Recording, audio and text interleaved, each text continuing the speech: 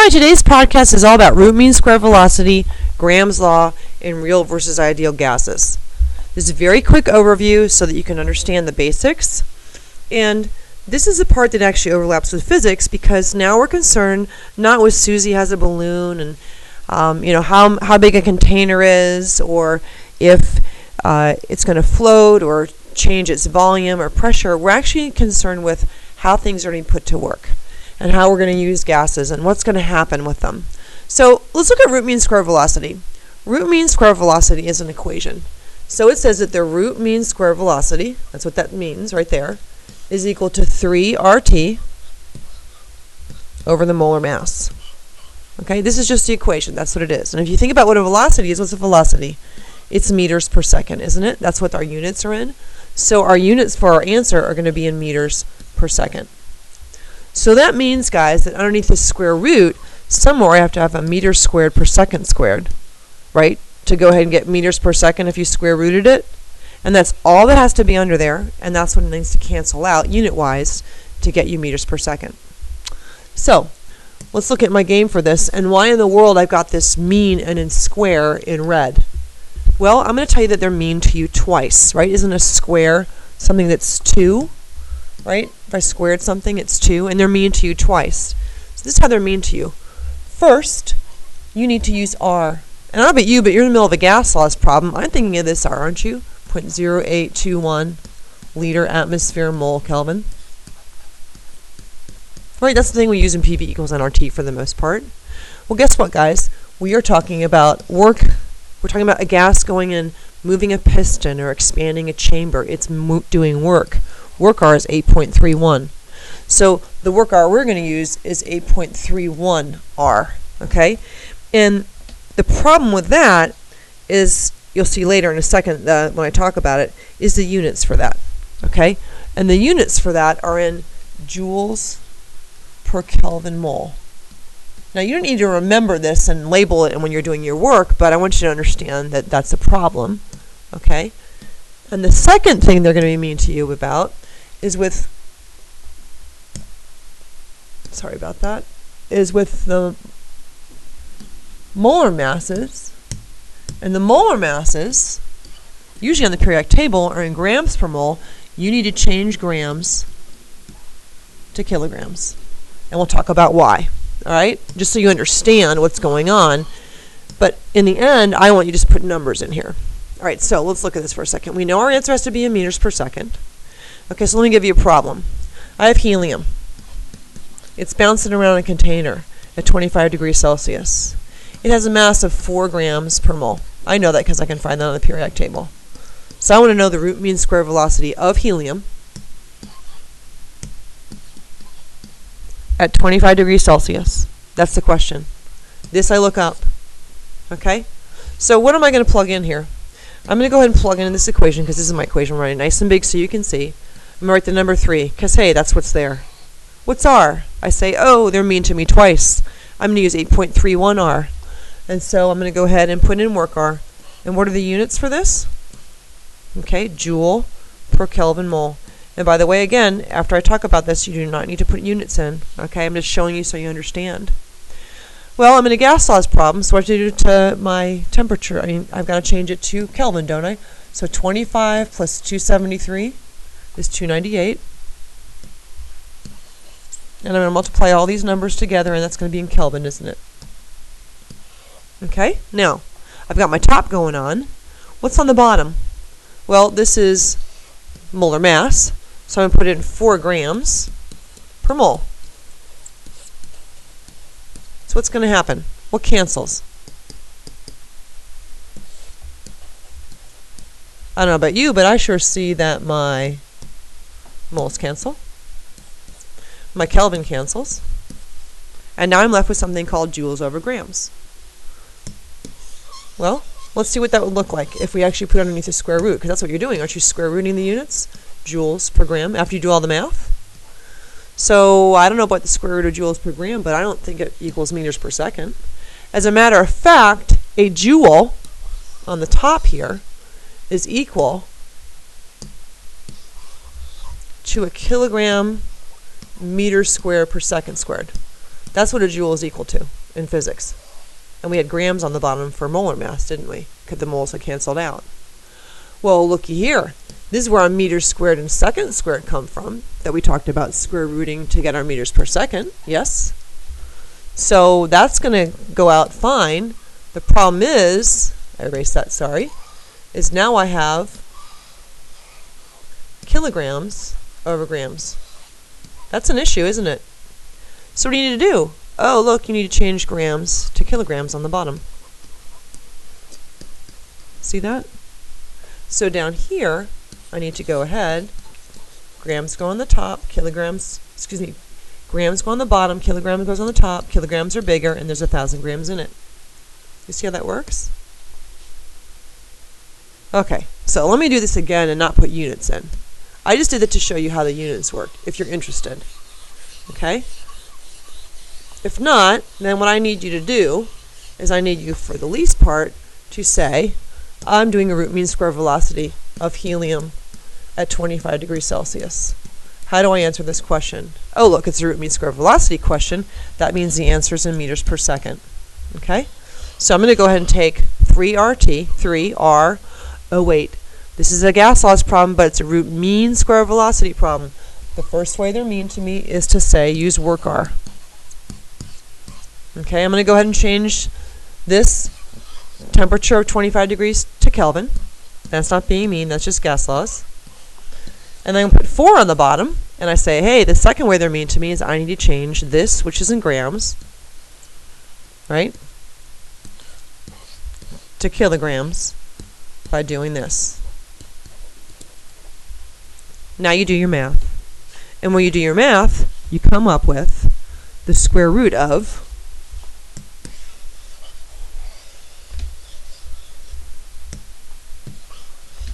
1.86 times 10 to the 6th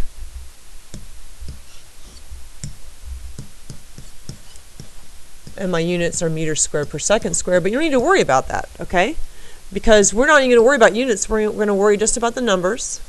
And we've already worried about our units because I know it's going to be in meters per second. And if you square root that and actually do your math, you come up with 1.36 times 10 to the 3rd. And the units are meters per second, and that's how fast helium is traveling, root mean square velocity, when it is 25 degrees Celsius. Okay? And that goes back to if I actually figured some stuff out with looking at particles. These molecules are traveling at different velocities. And so I could compare these two and look at that. I could find the root mean square velocity of the blue molecules and the root mean square velocity of the green molecules. And as a matter of fact, that's what a Scottish chemist named Thomas Graham looked at. And he looked at it in terms of Graham's law. Okay, and Graham said, you know what, I'm going to worry about two gases. One is A and one is B. And I'm going to compare the velocity, right, the velocity of A and the velocity of B. And how do you do that? Well, you do root mean square velocity. So you put root mean square velocity of A over root mean square velocity of B. Makes sense. Figure out how fast one is traveling and the other is traveling. Right? We looked at this right here. They're traveling at different speeds. Now, I don't know about you, but if you look at this very carefully, 3RT is the same on top and bottom. So I'm going to go ahead, that's a little too small. I'm going to go ahead and erase 3RT and replace it with the number 1. Because I can do that because they're the same in top and bottom. Now I've got this really funny square root deal. So if you look at it, when I solve this mathematics-wise, what happens? Well, when you have something in the bottom in math, doesn't it flip out? And that's what it ends up looking like. Now, if your math skills are kind of shaky, just accept the fact that this is Graham's law right here. And he proved all this stuff and showed that the speed of one molecule and the speed of the other molecule is equal to the root mean square of one over the other. Or, what's Graham's law? What do you do when you have graham crackers? You have s'mores. How many graham crackers do you need to have a s'more? 2. And I'm only saying that because with root mean square velocity, you have 1 gas. With Graham's law, you have 2 gases, right? A and B. Here we only had 1 gas, root mean square velocity. Graham already did all the hard math for you, and he just said, if you're a kid and you have s'mores and there's 2 gases, the velocity of A, you put the molar mass down here. And the velocity of B, you put the molar mass up top. So, Graham's law, s'mores, kids. 2 gases, criss, cross, apple, sauce. Alright? So what's the deal here? I'm going to go ahead and say that Graham's law is equal to, I'm going to do a problem here, looking at the rate of diffusion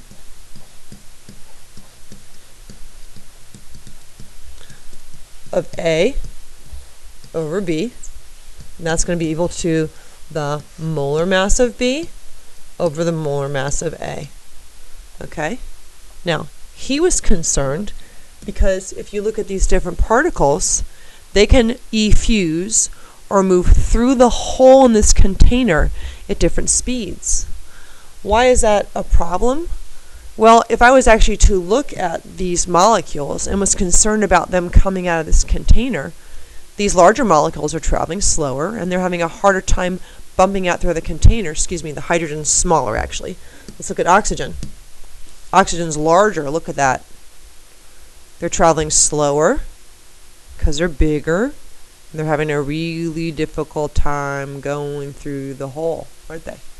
Okay, let's look at this quick applet on diffusion. Okay, oh, it's the same one, sorry. So you get the picture? They're traveling at different speeds through that container. I found another one and I couldn't find it this year. So what's the deal with this? Let me give you a problem. And I'm sorry guys, I'm doing this. This is Friday spring break and I'm tired. So I'm going to go ahead and put hydrogen here and uranium hexafluoride down here. How small hydrogen? Ooh, it's tiny. And how big is uranium hexafluoride? It's big. Okay? And so if you think of it, I'm going to go ahead and look up the masses. What's the mass for H2? Well, it's 2.02, isn't it? Right? Grams per mole. And what's the mass of uranium hexafluoride? 1 uranium and 6 fluorine is 352.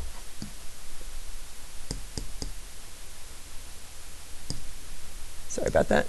352.02 grams per mole. That's super heavy. And why is it heavy? Because it's a larger molecule. So what's the deal here? How fast is A going? Right? Criss, cross,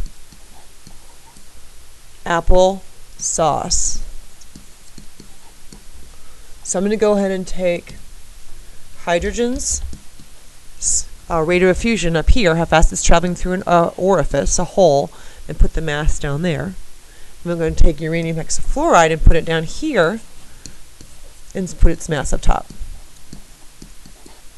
I'm going to do my math and I come up with 13.2. Now what's that tell me? That tells me how fast hydrogen is traveling compared to UF6. So it's traveling 13.2 over 1, which means hydrogen is traveling 13.2 times faster through an opening than uranium hexafluoride. And why is that? Well, it makes sense, doesn't it? Because what's true about hydrogen and uranium hexafluoride? One is smaller than the other. And what did we see in this applet right here in this picture? Which one was it? It was this one. Okay, this isn't uranium hexafluoride, but it's a larger molecule. Green's going out quicker. Blue's having a difficult time because it's larger. Blue's traveling slower, green's traveling faster.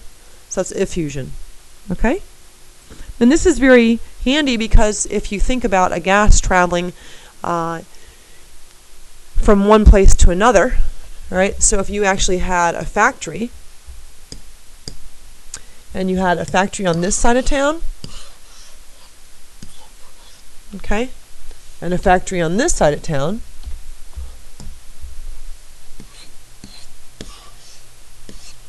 and they were both giving off some kind of fumes. And the red particles are really light, and the blue ones are really heavy. What would happen if these molecules are not supposed to bump into each other, if when they did, they actually formed some kind of hazardous new substance that rained down on the population. Okay? So this is called diffusion, and that's a really bad color to use for this, but this is diffusion, which has to do with how particles travel from one place to another, and it's how gases are mixed. Okay, so effusion is what? Sorry about that. Effusion is gases traveling through a hole. Okay, so if you have a large gas, diatomic gas or whatever, and a smaller gas, whatever, you could have all kinds of different things on here. Right, the very large particle, it's not going to get out that hole. All right, what if you make the opening wider?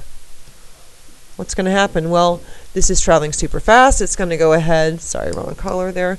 This is going to travel through this hole. Oh, it's just not my spring break Friday, is it? So if you look at this right here, what's happening? This is going to go ahead and travel out this hole a lot faster. Okay? Of course, I made this so awkward. This molecule is just ridiculously big. So let me do this over.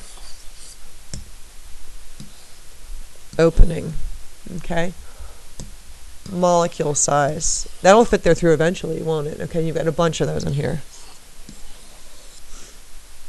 And then you have this little guy. Okay?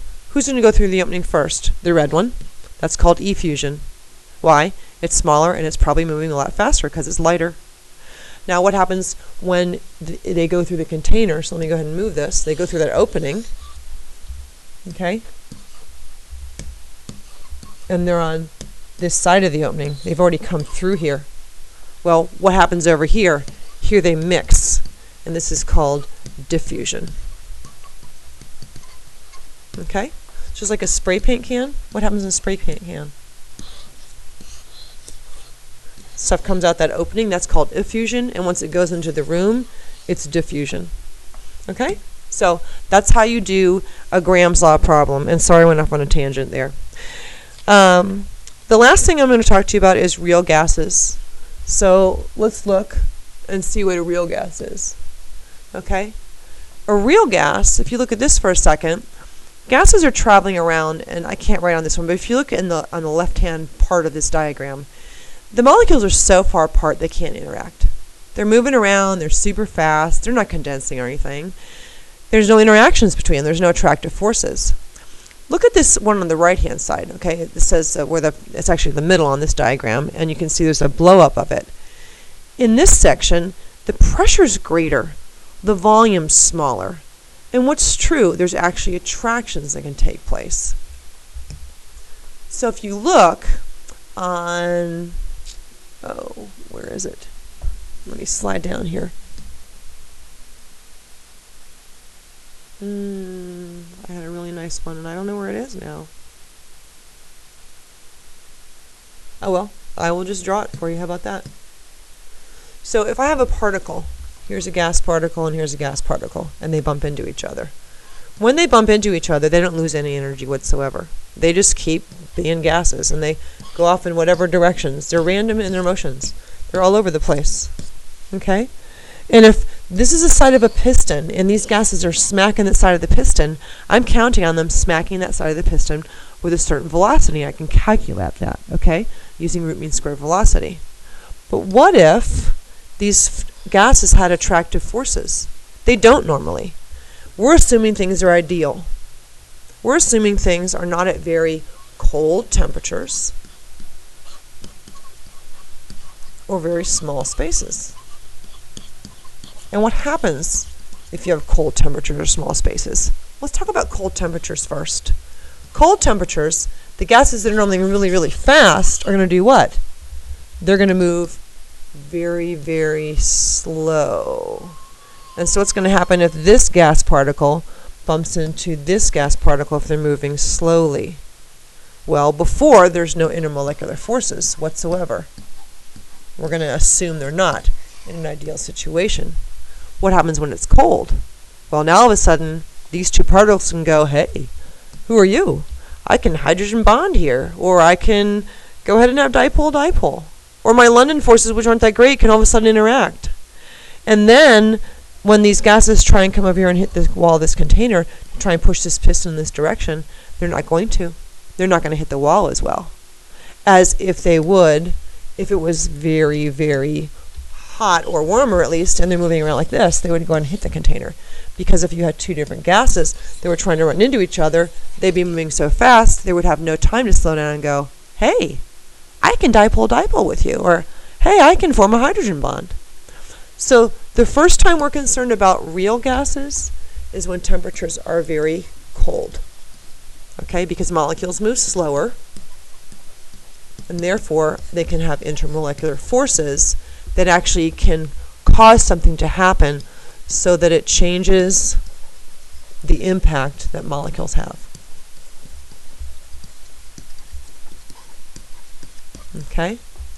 And so I had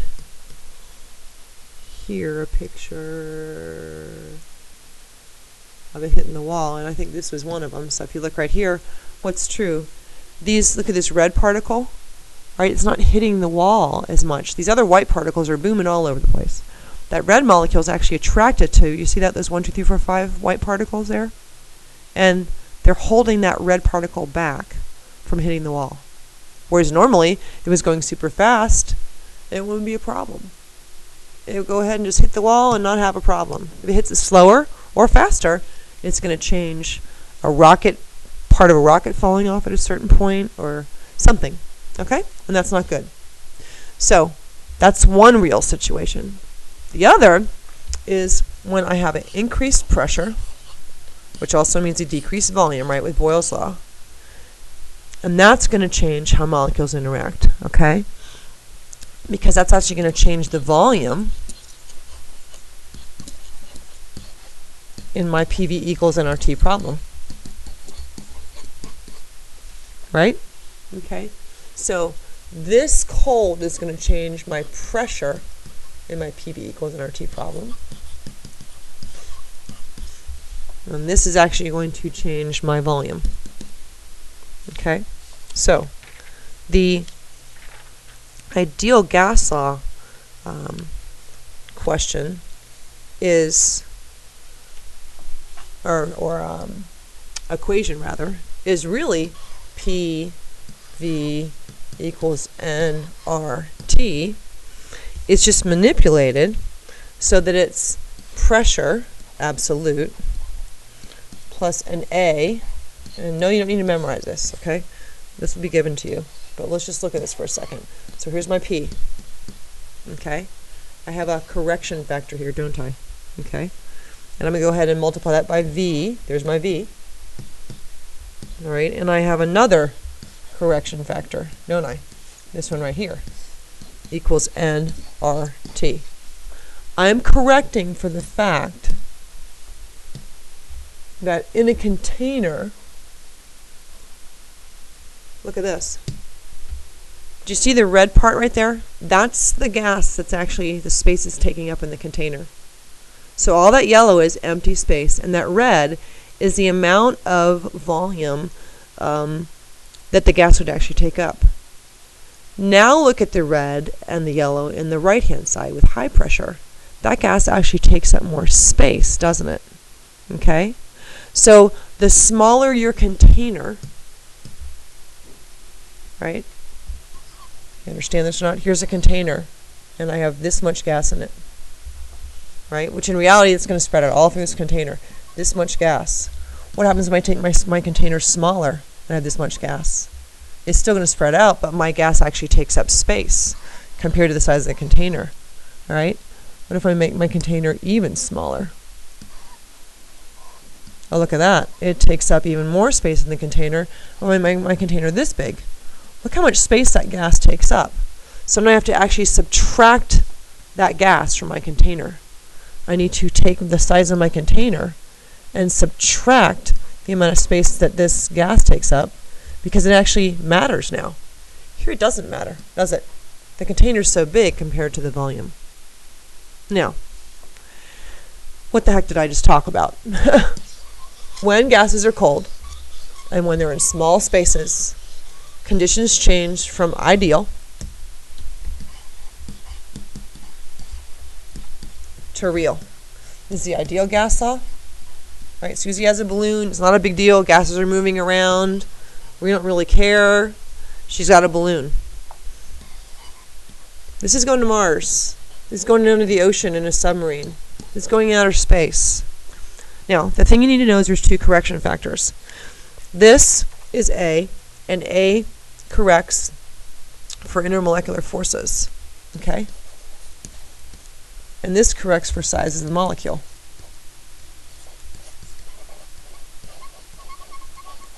Now let's think about that.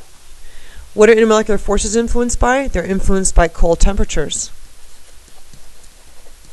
Okay, and so the intermolecular force correction corrects for the fact that if I have a pressure in a container, what's pressure caused by? By molecules hitting the sides, impact, impact, impact, impact against the side of a container. What if they don't hit it as hard because all of a sudden these molecules that are moving around go, oh hey, how are you? I'm going to stop and talk for a little while here. I'm not going to hit the sides of the container now. I'm going to go, hey, how are you? And then maybe I'll hit the side, but it won't be as hard. Okay? So that's what this corrects for. A corrects when temperatures are cold for attractions between molecules. Okay? Now, what is B correct for? I want you to say B like you have a cold. Volume. So what's volume? Well, volume is how big a molecule is. And so that's what that corrects for. And so if you think about it, if you have helium or neon or carbon dioxide, doesn't carbon dioxide always have van der Waals forces? Right? Nonpolar, nonpolar. One molecule is going to have van der Waals. And isn't carbon dioxide always going to be the same size? So that's an ideal gas, and that's what real and ideal mean. Real gases are a correction for cold temperatures, when there's intermolecular forces between two different molecules that change the way it hits the side of a container. And it's also for small spaces when the molecules actually take up space, and we have to correct for that fact and take it away from the volume of the container.